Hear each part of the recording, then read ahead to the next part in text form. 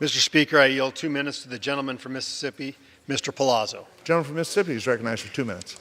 Well, Mr. Speaker, I rise today in support of H.R. 2615, the Gulf Islands National Seashore Land Exchange Act. The Gulf Islands National Seashore is a national park that draws millions of visitors to the islands in the northern Gulf of Mexico. The Gulf Islands National Seashore includes the Mississippi Barrier Islands of Petty Boys, Horn, East, and West Ship, and Cat, as well as the Davis Bayou area. I am proud to have this important park and its natural beaches, historic sites, and wildlife sanctuaries within my district. The Gulf Islands National Seashore has been a part of the Mississippi Gulf Coast community since Congress established the park in 1971. Since that establishment, the Gulf Island National Seashore has worked closely with the Mark Seymour Veterans of Foreign Wars VFW Post 5699. In fact, the post has shared a road with the seashore for the better part of the last 30 years.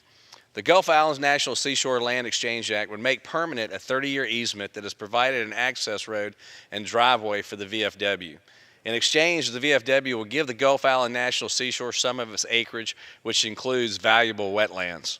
The Gulf Island National Seashore and the Mark Seymour VFW both strongly support this land exchange, but the Department of Interior needs congressional approval before it can make the land exchange official. That is why, Mr. Speaker, I encourage the House to pass this bill as a suspension vote. And I would also like to thank the subcommittee chairman as well as Chairman Bishop and the ranking members of the Committee on Natural Resources for their support and help in bringing this bill to the floor. I yield back.